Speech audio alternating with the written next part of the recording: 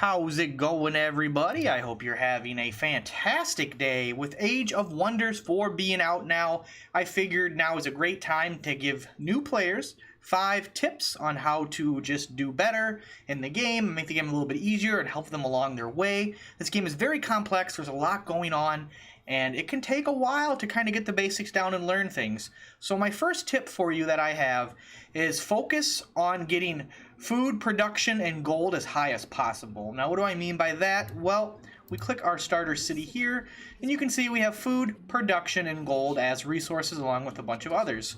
The reasons why you want to do this are pretty simple. Increasing your food will give you faster city growth, more population, more land you can own. So food is essential for growth of your empire, taking more lands, holding more territory, and just overall abundance of, control. So definitely get that locked down and get that going as quickly as possible, because if that's not doing well or low, you're going to have trouble expanding and taking new land, and you don't want to deal with that. Now, production helps you build faster, which will generate more resources and make your cities more powerful and just allow you to get armies out faster and, have better units faster.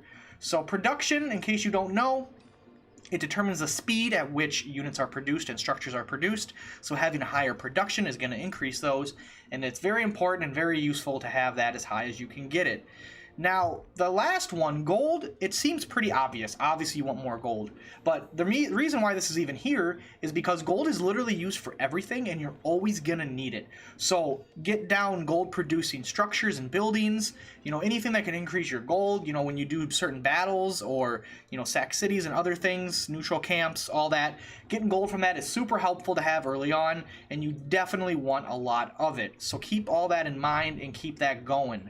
Now, a neat little thing that I want to show you is if you hit this I, you go to the encyclopedia, and you can look up certain things.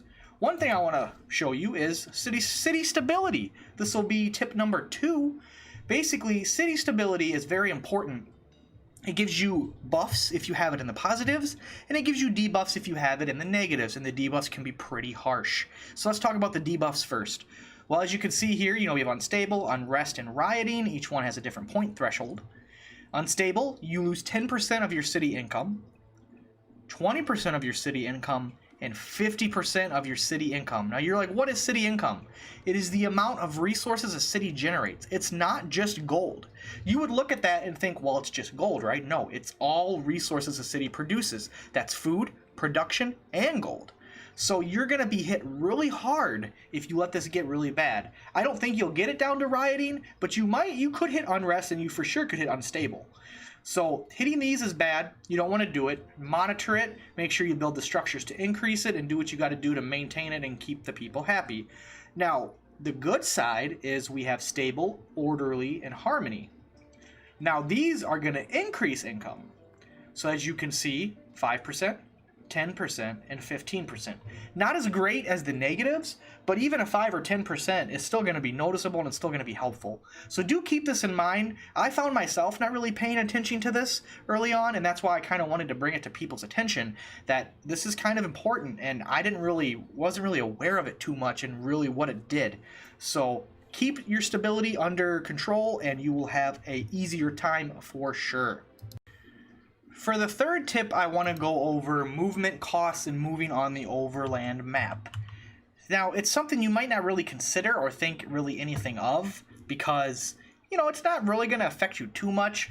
But if you're really trying to get the most out of each movement and get to a resource quickly, or, still be able to move and attack an enemy camp, or if you're chasing, an enemy player, an AI, and you want to take out their main stack and you need to pick the best movement possible to get to them or to get away, it does help you. It does help you. So let's just look here. If you hover over a square or a hex, it'll tell you the cost.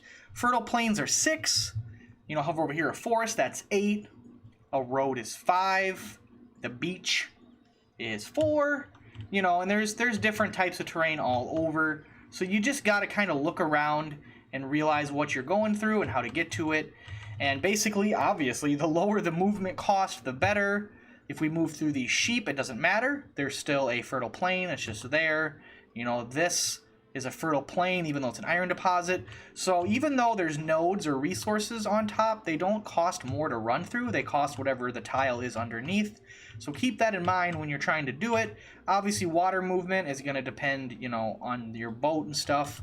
But overall, if you're trying to like min-max and get, you know, effective movement and get to places a turn sooner, or chase down certain enemies, or get to certain locations, this is very valuable to keep in mind, and it will help you long-term throughout the game. So do keep in mind terrain movement costs and kind of have them in the back of your head there.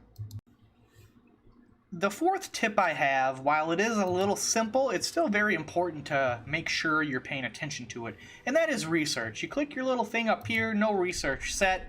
You come in and you have a choice of 3 research options. Now, if you look at these, you know, it tells you the time to research them, what they are. You can hover over it, see what it does.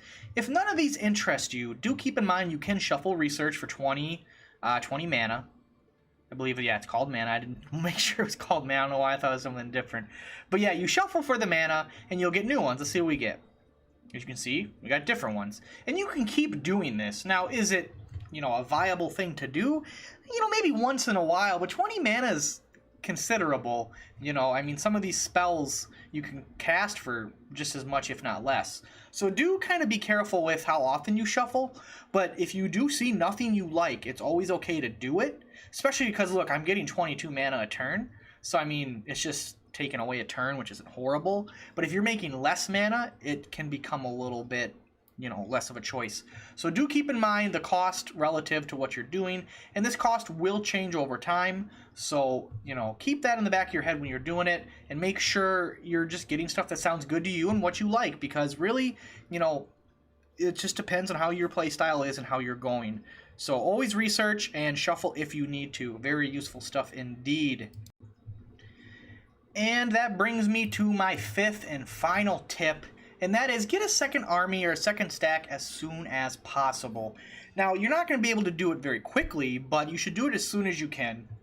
As you can see, you know, I have a unit coming up next turn. I got another one queued for 4 turns. So it's going to take a while early on to get units out. You're probably not going to have a second army till turn 20, even closer to turn 30, depending on what's going on, if you want a hero to lead it and stuff.